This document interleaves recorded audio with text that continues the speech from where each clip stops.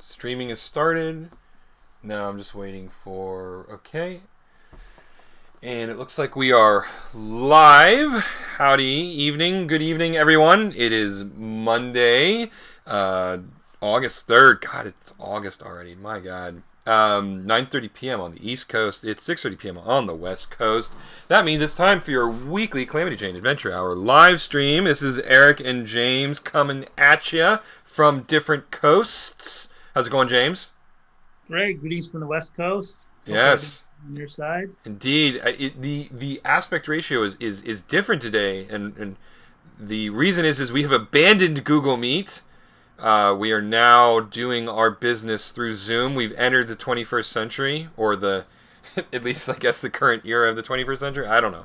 I don't know what my analogy was. I don't know what it's close enough. I get it. Yeah. Okay. All right. Good. Have you joined modern times of communicating with the video chat? Yes. That's right. So rather than using a subpar video messaging system, we are now using the one that has the real gallery view or something. I don't know. You think if we say enough good things about Zoom, they'll start paying us? I doubt it, but whatever. Well, one can only hope. Yeah. Yeah. Sponsorship there would be nice. I mean, because all we've been doing is non-sponsored. Brought to you by Tropical Cherry Good and Gather. You have to stop saying you have to own it a little bit more. Don't say it's not sponsored. I do kind of. There's some part of me that likes the non-sponsored aspect of our. I see. It makes it more official that way. Yes, yeah, non-sponsored. So we can pretty much say, bring any product we want, and we don't have to worry about anything. Well, I mean, for real, I do prefer Zoom over Google Meet. So this was not a big thing for me. I mean, I do a lot of improv, and we use Zoom almost exclusively on improv, at least in my circles. So yeah, I think we were doing a little bit of a test before we started this, but there's already a significant, to me, an improvement quite a bit with video quality and just fancy trinkets and stuff like your backdrop with the boom. Look at that! Yeah, there she is. There she is, right there. Yeah. And I've got my own virtual backdrop. Right, which is impressive. Yeah, what part of Dry Gulp Gorge are those blinds from? I put a lot of work in this personal. It's excellent. It's amazing. Okay, so we're horribly off topic. I guess we should do a stream about Calamity Jane as opposed to our blinds. But in any case, so we're this week we finished off last week our little experiment with the Warhogs, all the animation, the scrolling backgrounds, the sound effects, etc., etc. If you're a patron on our Patreon site, we posted a short little clip of just the high-resolution, fully rendered, fully integrated clip that we've been working on. I think it looks great. I think it sounds great. If you want to take a look at that, you know what to do, and we'll repeat it at the end of the episode as well. But this week, we're going to slow it down a little bit. That was such a big sort of epic multi-episode arc, if you will. We're going to do a nice Monster of the Week episode, and our monster this week is none other than a character that I'm slightly obsessed with. So I want to do a fancy intro to get us started with this. Oh, okay. It will feel like we're getting off topic again because of just the nature of this particular character. And we decided that, as you and I were talking, as we do in our weekly meetings, what are we going to do for our live stream? Well, it was a matter of time, and we're going to get to it, and we're working on this character now. And I always kind of do kind of a tongue-in-cheek, okay, Eric, this is definitely your side of the fence as far as this character. That's right. That's right. Now, before I continue, I'll share my screen. Now you can hear audio. Is that right? Everything works the same. You need to when you share your screen, there will be a checkbox that you have to check that says Share Computer Audio. So make sure you hit that, and then you'll be fine. But yeah, as long as you do that, you'll be fine.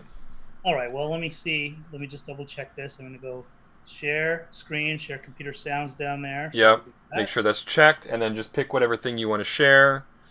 And I'm just going to do my screen so you can just see everything. There it is. I see it. It's beautiful. Okay. I'm ready. Yeah. We already got our this is the theme of today's episode. Oh my god. Porn. Yeah, I'm kind of. All right, you'll have to stop it. If we do it, they'll. If YouTube discovers that we're just playing the Waltons theme through YouTube. Oh, that's true. Yeah, you're right. Yeah. Well, I But don't know. yeah, there he is. There's the man of the hour. Yeah. So yes. So we are going to be working on. I am doing a character that Eric is for some reason he's been in this script from the very almost I was at the beginning. Yeah, oh yeah, yeah, You're yeah. obsessed with this guy. I don't understand it. I just I don't think get it. I think Richard Thomas has such a. There's just something weird about his look. That mole that's on his face, and then his weird, his really thin wireframe glasses. I don't know. It's just something weird about, and the fact that his character's name is actually Jon Boy in the Waltons. Who does that? Who like goes by that? Right? Like it's just not. I'm sorry. I don't buy. It's just so. I don't know. The Waltons. I hated the Waltons too. I hated that show. It doesn't make it to me because he's now living in our cartoon. And Right. I'm drawing him today. I'm basically generating my own personal hell by doing this. Yeah. So, in any case, yeah. So I have always found Jon Boy a strangely compelling looking character, and when at one point I was writing a script that we'll see it'll come to life in some form or another eventually, where this was still when Leon was the protagonist of the show, when it's still called Chaos Chameleon, and he is forced on a date with a robot, and they go to Jon Boy's fine French cuisine. This is something this was a script I wrote, I think probably back in 2007, probably 2006, something like that. Yes. Yeah. But and so when I started writing it, I was like, who is the person who runs this restaurant? And for whatever reason, Jon Boy's name came into my head, which I've always thought is such a bizarre character name. And then what kind of cuisine would Jon Boy serve? Of course, it's French cuisine, because he has no business serving French cuisine. And indeed, the food that Jon Boy in our show serves is mostly gruel and slop. I mean, it's not, but it's what he thinks fine French cuisine is, I guess. So in any case, so that is where Jon Boy initially came from, and so that is the insanity that is me, my creative process, I guess. And you and bless your heart, you indulge me in my bizarre flights of fancy. In my career doing animation, I never thought I'd ever have the honor of trying to create Jon Boy from scratch for use in our. I am happy that I give you new animation goals. That pleases me. There is just something bizarre about how big those wireframe glasses are on his head. It just, I don't know. Those glasses are forever etched into my brain. I can't even explain it. It just, there's so, I don't know. So now because it sounds like you actually sat through these episodes. So whenever I heard that theme song, I knew just to change the channel. Like I heard the trumpets, whatever, the horns. Like, okay, time to change channel. Find Andy Griffith or anything else. Yeah, I couldn't even tell you why. I hated it, but when you're a kid, I'm sure you did this too. You would sit through something that you hated for 30 minutes or an hour, I guess, in the case of the Waltons. I suspect The Simpsons were on after on the local, channel, and this was when I was really young. So in the late 80s, early 90s, and I don't think we had cable yet at my parents' house. And so we were just watching the local ABC or NBC affiliate, and they probably had The Simpsons or something on. And it couldn't have been The Simpsons if it was 89 or 90, because it wouldn't have been in syndication yet. But it was something. And the Waltons was on first, and I'd get home from school. It was probably cartoons, honestly. and the cartoon block would start at a period of time, and the Waltons was the last afternoon show for the the retired folks who were home and didn't have anywhere else to be, right? I think so. The Waltons were kind of like the last bit of the marathon, so you could enjoy the fruits of your labor of watching television. Yeah, yeah. And the thing is I couldn't tell you the plot of a single episode at this point. Well, it's always the same thing. They always kind of hang out, talk for a little bit, and then they say goodnight to each other. Yeah, I mean, it was just like, it wasn't, every episode, same thing. I mean, they would have drama and things, and they would have like family conflicts that they had to solve, but none of it was. But Jon Boy, though, for some reason, he stuck around. Yeah, it says always like, yeah, good night, blah blah blah, good night, Madeline, good night, Frank. Yeah, everybody had normal names, and then there's Jon Boy. Yeah, it just even when I was like 10 years old, I'm like, why is your name Jon Boy? Why does anybody's name have boy? It's just, and I know that it's like a nickname or whatever, but pick a better one. Yeah, but yeah, he's the one that's stood out the most, I guess. I think he's still, the actor's name is Richard Thomas, right? Richard Thomas, and he's gone on to do great things, and we were talking about this right before we went live, about he has a pretty major reoccurring role in the show The Americans, which is a phenomenal show, and he's great in it, right? So it's not like he's a decent actor. But I don't think nothing will ever. I think nothing will ever eclipse his role as Jon Boy, right? No, the when I was watching the first time he walked on scene in The Americans, I'm like, oh shit, it's Jon Boy. I couldn't even tell you what his character name was anymore in The Americans. I watched all 5 seasons of that show. Oh my gosh. So here we are with Jon Boy, I guess. Yeah. Trying to bring him to life a little bit here. This is me putting my foot down. I don't put my foot down on a lot of things, but by God, I want Jon Boy's fine French cuisine in. So why French cuisine again? Because it sounded silly. It was purely a silly thing. I mean, a lot for me with Calamity Jane when I'm naming things, unless you have a particular name for something, it's just what sounds silly, right? Like with Mitchell's Saloon, the prickly pear. Prickly pear makes me giggle every time I say it. So yeah, that's a good name. That's a catchy name. I like yeah. And Jon Boy's fine French cuisine. It's just, again, it's fun to say for me. Like the fine French cuisine, the alliteration and the number of syllables. I liked saying it. And then you mash up Jon Boy, which is the most non-French name that you can have, and it just all fit for me because. And it's the same with you. I'm positive is Calamity is about having fun, about laughing, about feeling happy and that kind of stuff, and so that had a lot to do with it. Calamity Jane is fun until tonight and me drawing Jon Boy. Let me be brutally honest. I mean, because it's sort of torture, but also kind of funny torture. I mean, I'm laughing on the inside too as I do. It's like, oh my gosh, I can't believe this character. So here's the thing, and so every other character, and as we continue to explore the characters in our show, and we've seen at this point, viewers have seen Calamity, and obviously she's a giant anthropomorphic salamander. We've done Dr. Exposition, we've seen Mitchell Winchester, and there's other characters too that we haven't quite really delved into, but some of the extra characters like the crocodile who wears gaiters, and they're all very unique and interesting, and their anatomy is strange, and their proportions are weird, and their silhouettes are, and that's obviously done intentionally.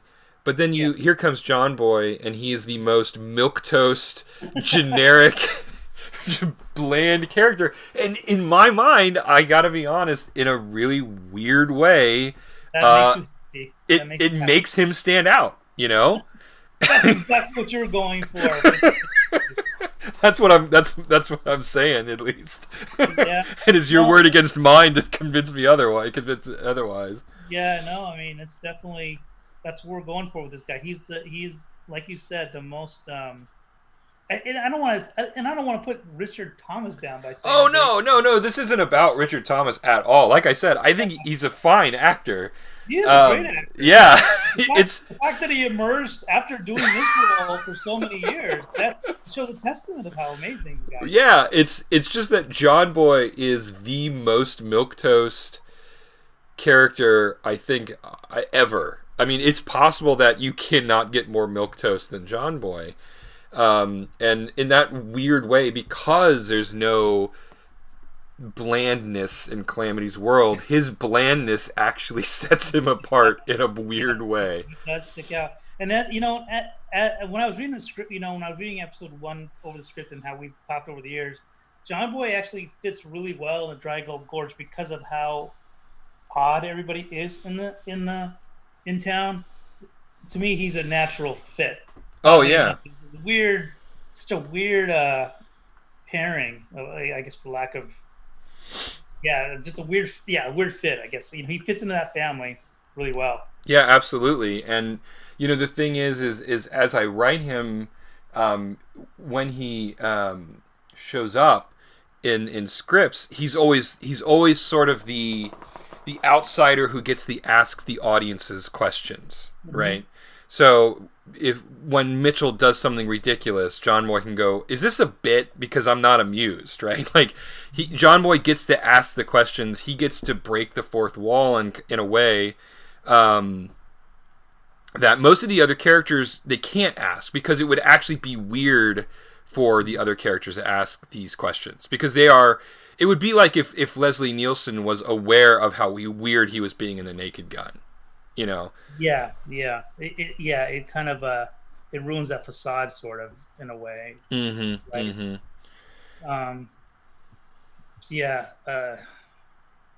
But here we are. Do you have other plans for this character? I'm just curious. I have to know. So, I myself have to know what I'm looking for. I can't. I mean, maybe. Like maybe when we're 10 years in and we're bored and we run out of ideas, then we do a very Jon Boy Christmas. And of course, that makes perfect sense for this guy to have. So yeah, that's good. You say that in jest and wink, but yeah, but then already you're already putting the Santa hat on him. I know. Yeah, I have a feeling if we ever get around to getting to that point where we have to do a Christmas episode, Jon Boy's going to be center. Oh yeah, no, Jon Boy would definitely be the center of any episode like that. And and obviously Christmas may not be too early for that. We've not gotten to the point where it's not like we're in The Simpsons, like, so it's come to this, a very Simpsons clip show, right? Like that episode. Yeah. But no, it's like any episode that features Jon Boy would have to be one of those kind of episodes, because but now that we're like brainstorming, I'm just imagining an episode where I don't even know what the circumstance would be yet, but he and Calamity have to team up to save Dry Gulch Gorge for some reason. And wouldn't that be just the ultimate odd couple episode, right? The most because he does. Okay, so I mean, his job, his role in the town is pretty much he's running the French cuisine restaurant, right, which serves slop. How would what would happen? Would it be something where it would be I don't know, like something happens within his restaurant that brings him into the forefront for an episode? Is that like what if like everybody after, what if like he is hired to cater a big party, like Mayor McFlint hires him to cater a party for the whole town, and then everybody gets sick, right? And so like Jon Boy's reputation is at stake, and he's like, it's not me, I didn't do this, it's not my fault, it's clearly there's some sort of foul play. And so now he has a vested interest in joining up with Calamity to solve the mystery of who poisoned Jon Boy's fine French cuisine. And I almost feel like a glutton for punishment for asking this, but so that obviously that begs for a villain, right? Yeah, like who would the villain be? Who is the main villain in the Waltons? Again, I couldn't even begin to tell you the Which plot. family member did he fight with? Oh wow, that would be great. Now I have to go back and like look Yeah, this up and revenge. Now you have to go back and watch those episodes. oh my god, that's the Which one did worst. he fight with the most? And that's the villain of that Yeah, episode. I know. Wow. It's the best. It was always you. Mom, Dad, you more. That type of stuff. You're right, though. I mean, that has to be any episode that deals with a conflict with Jon Boy. The enemy has to be another character from the Waltons at this point. Do you recall, what was the conflict in those episodes? No, I'm telling you, like I've seen, I don't think I've seen all of the episodes, but I've seen a lot of the Waltons. I couldn't tell you the plot of a single episode. Not a single episode. Even the Brady Bunch, you can kind of bring up like iconic episodes where. Oh yeah, Marcia gets hit with a football or something, or surfing, like where they go to Hawaii and there's a whole that whole theme. There's always something going on. Waltons, I don't know what. No, it was just a farm family living a very farmy life. That's the only thing I remember about the Waltons and Jon Boy. Yeah. So that's something, just food for thought. If we were to you're right though. Use him, but generally speaking, he's a foil character, right? He's a character when it's sort of like Doctor Exposition as a foil character. So when I've written myself into a corner, and because I'm not a better writer and I can't write myself a way out, that's when Doctor Exposition shows up and conveniently gives information that the characters wouldn't have otherwise, right? Yeah, and yeah. Whereas Jon Boy, though, he's a character when I really, really want to say, okay, audience, we are definitely doing something stupid here or silly here.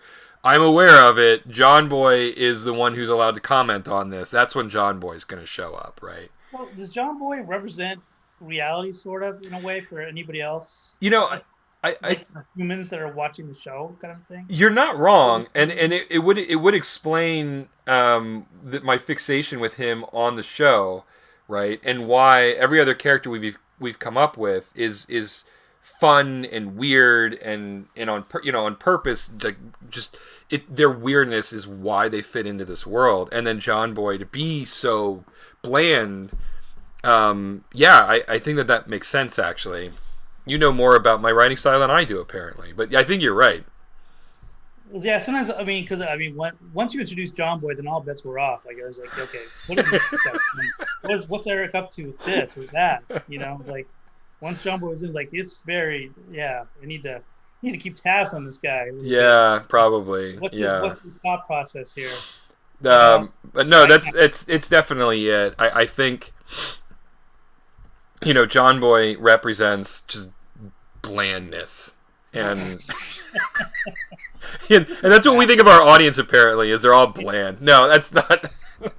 That wasn't what I was going for. But because he exists outside of the zaniness of the rest of the show, it gives him permission to act in a slightly different way. Actually, right? If Mitchell were all of a sudden to just be a normal person, that would actually be weirder than when he is weird. Yeah. So. Yeah, he definitely does. As far as Jon Boy, he does get to play the role of the straight man in most scenes because of his normal, average nature. I guess, right? Yeah, to a certain extent. Although the danger, of course, is actually unintentionally overusing him as a result, because when you have those kind of straight man characters or straight women characters, as in the case of Doc's Exposition, she's also sort of in that same milieu. You can start using characters like that as a crutch, right? Mm-hmm. So you have to watch out for that kind of thing. Does he actually wear this? How often did he wear this giant hat? I remember that hat. I don't know that he wears it in every episode, but he wears it. Oh yeah. You have to keep that around. Oh yeah. I think you should, like, when we go into the restaurant, because he's obviously he's got a couple of pretty swank hat. Yeah. Huh. We should see, like, it would be fun to see artifacts of the Waltons creep into Jon Boy's fine French cuisine. So I mean, I think it's pretty much a staple that he's going to have these little overall things for sure. Oh yeah, for Uh, sure, right? Yeah. yeah, I'm just debating whether I want to throw a hat. I mean, I could throw a hat on him later. I mean, depending on an episode or something like that. This pen, can we throw this pen in? Has he ever? Well, He ever he have a pensive look? No, I'm just no. no, but I mean, but he does chew on straw a lot. I Oh remember yeah, him chewing on straw. Like, yeah, there yeah. you go. They're right there. Yeah, see? Really? Is he really chew on straw that I much? That's actually swear to remember? God, I've seen him chew on straw in more than one episode. Oh my Yes. god. Yes. Huh. Okay. All right. Well, we'll keep that in mind too. But yeah, I mean, we'll use all the signature stuff for sure. Yeah, this is a lot of hay. So I'm assuming in the fine French cuisine restaurant there'll be a lot of hay in the background. I think it should be like one of those steakhouses, actually, where they have peanut shells all over the ground. Have you ever been to those? Yeah. Yeah. Yeah. I might get I might get an allergy from drawing that, but then again, since John, I already have an allergy anyway. But it's all good. Oh Yeah. my For God. anybody that doesn't, yeah, I actually have an allergy to peanuts, but of course. Oh really? Oh. Yeah. I don't know that I could live life if I had an allergy to peanuts. Well, Like, I mean, almond butter's great. I mean, I'm oh, totally for that. no, No, not so much. not it pales in comparison to peanut butter. Huh. Yeah, yeah. No, you're wrong about that. That's objective fact. That's just science. Okay, well, there's ways of getting around it. I think you can kind of build up an immunity, go see an allergist and all that. I just never got around to Yeah, it. no, it's yeah. The only regret I have is I don't have any access to Recess peanut butter cups, and I always wanted to try Oh, them. I mean, oh, they're really it's good. heaven in a chocolate cup is what that is. Yeah, but I do. Twix, I don't know if is that really that good? But I mean, Reese's seems to be the big one. Yeah, yeah, and it's I heard I have no idea if this is true, but I mean, obviously it's not. They put preservatives and things in it so that the peanut butter doesn't separate, right? And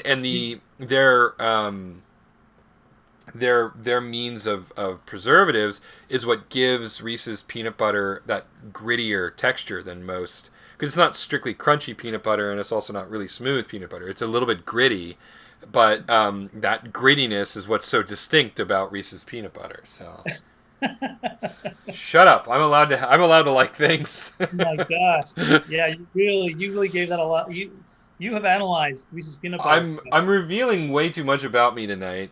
Things that I was not really intending to go into, but my obsession with Jon Boy and Reese's style peanut butter. Yeah, this is a very Eric centric episode. It really is. That was not my goal, but all right. Well, so far I'm doing a terrible job getting the likeness of Jon Boy, but I am just sort of, this is considered a broad brush stroke right now anyway. So I'm just kind of laying it in there, but we'll get there. But yeah, trying to think about what else I got to do with this guy. I got to make a mouth pack for him because he has I think he has one or two lines in episode 1. I know for sure he has one line. Yeah.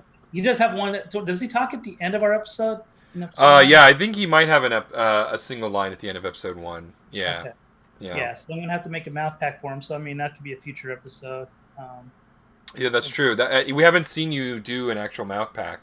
We showed Calamities in a Patreon post. Again, go to patreon.com and take a look, become a patron, and you can get to see all the goodies and things like that. But we can definitely go over that for Jon Boy as well.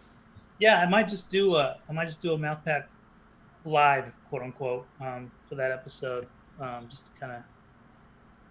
to do it. Yeah, yeah. Because it needs to be I can done. get behind that. Oh my gosh. Well, we're actually at 30 minutes. Okay. And I think this was pretty positive. For some people. For some people, me. Okay, so by some people I mean me. That's fair. But I think the fans will really appreciate going over the mouth pack for future episodes. That's something to definitely look forward to. So we'll wrap it up here though tonight. I think this was fun. Thanks for indulging me and letting me talk, and you got to see a little bit of there is a method to my madness in terms of why he exists in the show. But in any case, as always, everybody, you can catch us here on Mondays, 9:30 p.m. East Coast, 6:30 p.m. West Coast. Check out our Patreon site. You can find it just by going to calamityjane.rocks or patreon.com/calamityjane. You can also find us on Facebook. Just search for Calamity Jane. And we will see you next Monday. James, any closing thoughts? The fact that you said there's a method to your madness, there's no method. No, you're right. No, I know. So that one I disagree with, but it's okay. We're in this for a long haul. So man, that's just how it is. This is the kind of tension I deal with all the time, folks. All the time. All right. Well, we'll see you all next Monday. Have a great week, and watch some Waltons because I think I'm going to have to as well at this point. Everybody have a great week, and we'll catch you. Catch you soon. All right. Bye, everybody.